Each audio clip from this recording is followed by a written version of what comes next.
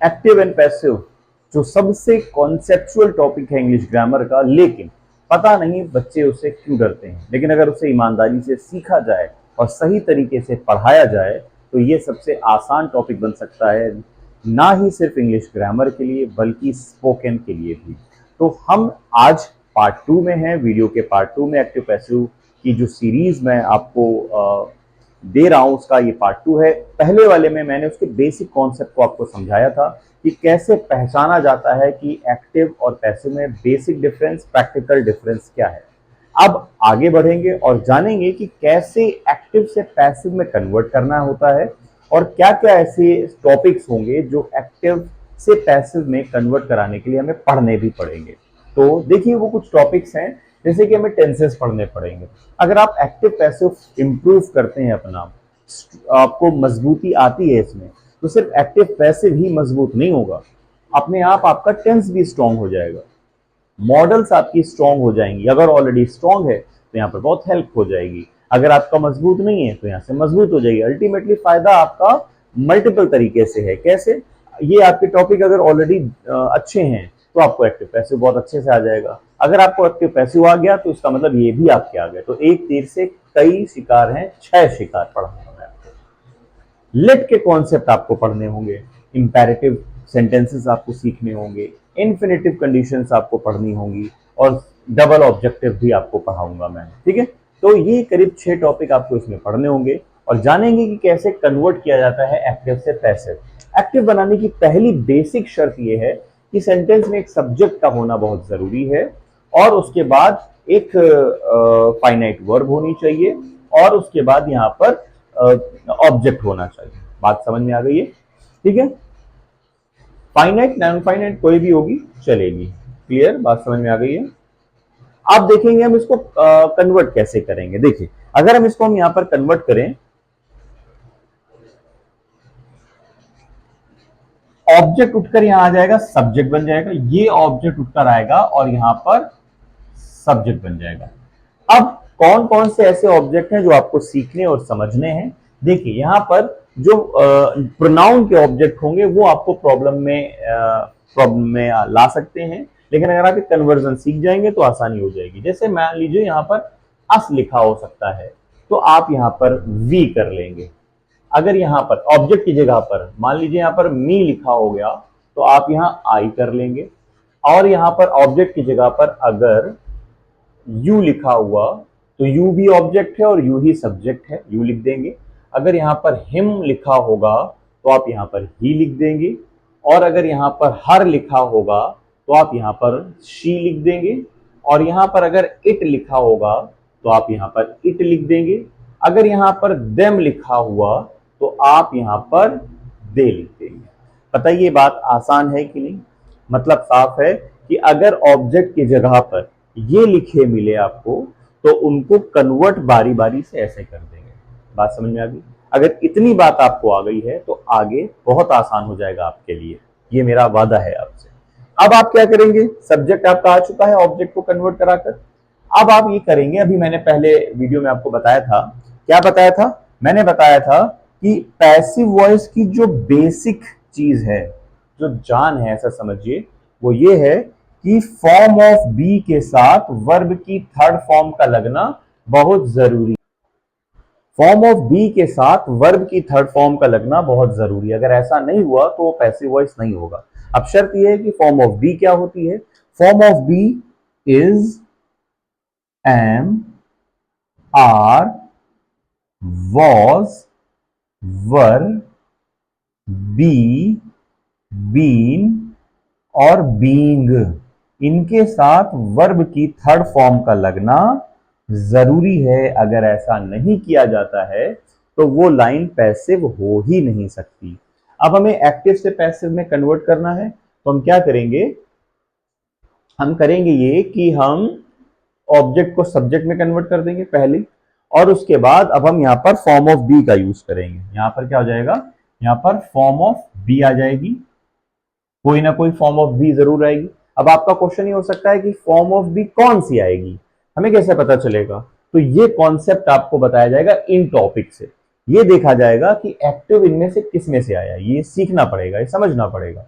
जिसमें से आया होगा उसी के अकॉर्डिंग हम फॉर्म ऑफ बी रखेंगे, और फॉर्म ऑफ बी के साथ क्या करेंगे, उसमें आपको वर्ब दी गई होगी, मेन वर्ब ऑलरेडी दी गई होगी, हम क्या कर देंगे, उसी मेन वर्ब को थर्ड फॉर्म में चेंज कर देंगे। कुछ जगहों पर ऑलरेडी चेंज्ड होगी तो हम उसको ही कॉपी कर देंगे, कहीं कहीं पर फर्स्ट फॉर्म में हो सकती है, सेकंड फॉर्म में हो सकती है, फोर्थ फॉर्म में हो सकती है, या मतलब आईएनजी फॉर्म में हो सकती है, उसको हम उठाकर फिफ्थ थर्ड फॉर्म में चेंज कर देंगे। फिर अब हम क्या करेंगे, फिर हम ये करेंगे कि इस सब्जेक्ट को उठाकर यहां पर बाई लगाएंगे और ऑब्जेक्ट में कन्वर्ट कर देंगे। बात समझ में आ गई? मतलब ये हुआ कि ये जो सब्जेक्ट है इसको अब हम ऑब्जेक्ट में कन्वर्ट कर देंगे। कहने का मतलब ये है कि ये जो सब्जेक्ट अगर यहां लिखे होंगे उसको उठाकर हम यहां लिख देंगे। मान लीजिए यहां अस लिखा हुआ तो हम इसको यहां पर वी लिख देंगे, और यहां सब्जेक्ट पे आई लिखा हुआ तो हम उसको उठाकर यहां पर मी लिख देंगे। बताइए इतनी बात समझ में आ गई?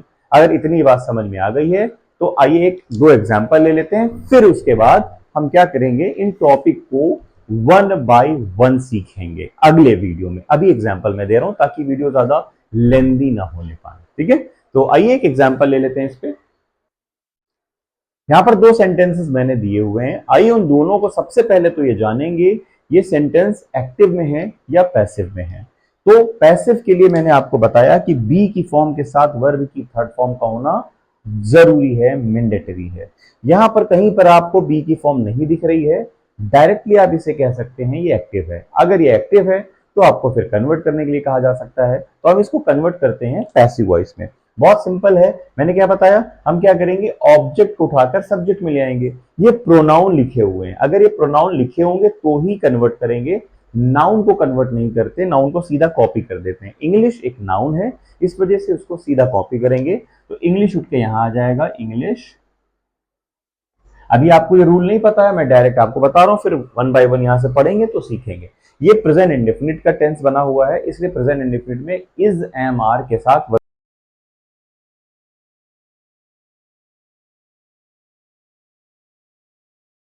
टॉट, यहां लिख देंगे टॉट, फिर हम क्या करेंगे, बाई लगाएंगे। ये देखिए क्या हुआ, इंग्लिश यहां आ गया, ये ऑब्जेक्ट ये सब्जेक्ट बन चुका है, फिर फॉर्म ऑफ बी ये हो गई, वर्ब की थर्ड फॉर्म ये हो गई, बाई लगाया, अब ये सब्जेक्ट का ऑब्जेक्ट बना देंगे। आई का क्या हो जाएगा, मैंने बताया ना आई का क्या होता है, मी होता है, तो हम यहां लिख देंगे बाई मी। ठीक, हिंदी को अगर हम देखें यहां पर तो लिखा है आई टीच इंग्लिश, मैं इंग्लिश पढ़ाता हूं, और इसको देखें नीचे तो इंग्लिश मेरे द्वारा पढ़ाई जाती है, ये लिखा हुआ है हिंदी में। अब दूसरा सेंटेंस है you have liked my video. I hope कि आपको अगर वीडियो पसंद आ रहे होंगे तो आप इसे लाइक भी कर रहे होंगे, इसलिए मैंने यहाँ पे लिखा you have liked my video, आपने मेरे वीडियो को लाइक किया हुआ है। अब इसको हम कन्वर्ट करेंगे पैसिव वॉइस में। पैसिव वॉइस में पहले तो जानेंगे कि एक्टिव है या पैसिव, तो ये क्लियरली मैं बता दूं आपको कि पैसिव वॉइस नहीं एक्टिव वॉइस है। कैसे पता? पैसिव वॉइस के लिए आपको देखना होता है कि बी की फॉर्म के साथ वर्ब की थर्ड फॉर्म है या नहीं है। तो पहली बात तो यहाँ बी की फॉर्म ही नहीं है, क्योंकि बी की फॉर्म होती है is, am, are, was, were, be, been, being होती है, इसमें कहीं पर भी नहीं है, इस वजह से ये पैसिव नहीं है। अब हम इसको कन्वर्ट करेंगे, तो कन्वर्ट करने के लिए सबसे पहले हम ऑब्जेक्ट को ढूंढेंगे। ऑब्जेक्ट कहां पर है, यू सब्जेक्ट है, हैव लाइक्ड वर्ब है, और माई वीडियो पूरा क्या है, ऑब्जेक्ट है। तो उठाकर हम इधर ले आएंगे तो क्या हो जाएगा, माई वीडियो, ये हो गया। अब हम क्या करेंगे, सब्जेक्ट आ गया हमारा, अब हमें बी की फॉर्म चाहिए होगी। बी की फॉर्म कहां से तय होती है, इन रूल से तय होती है, इस टॉपिक से तय होती है। तो अभी आपको नहीं पता है ये टेंस से आया है, कहां से आया है, ये भी टेंस से था, ये भी टेंस से है, और टेंस का कौन सा टेंस है, प्रेजेंट परफेक्ट है। तो प्रेजेंट परफेक्ट में क्या होता है, हैज बीन के साथ वर्ब की थर्ड फॉर्म लगती है, तो अब माई वीडियो के साथ यहां पर हम क्या लगाएंगे, हैज लगा देंगे। बताइए बात समझ में आ गई? अब हम हैज के साथ, अभी हैज तो बी की फॉर्म नहीं है, अब हम बी की फॉर्म लगाएंगे, बीन, क्या हो जाएगा, बीन, हैज बीन। अब वर्ब की थर्ड फॉर्म लाइक्ड बाई। अब यहां पर सब्जेक्ट देख पा रहे हैं यू है, यू सब्जेक्ट है तो ऑब्जेक्ट भी इसका यू ही होता है, तो यहां पर क्या हो जाएगा, यू। उम्मीद है कि सेंटेंस का बेसिक कॉन्सेप्ट आपको समझ में आया होगा। हम लोग ने इस वीडियो में क्या क्या सीखा, हमने इस वीडियो में सीखा कि अगर आपको एक्टिव और पैसिव सीखना है तो सबसे पहले तो ये जानना होगा कि एक्टिव और पैसिव काम क्या करते हैं, ये सीखा। फिर आपने सीखा प्रैक्टिकल डिफरेंस इसमें क्या है, फर्स्ट वीडियो में हो गया। इस वीडियो की बात मैं कर रहा हूं। प्रैक्टिकल डिफरेंस ये है कि एक्टिव में बी की फॉर्म के साथ वर्ब की थर्ड फॉर्म नहीं होती है और इसके अंदर कई सब टॉपिक्स हैं वो हमको पढ़ने होते हैं, ठीक है।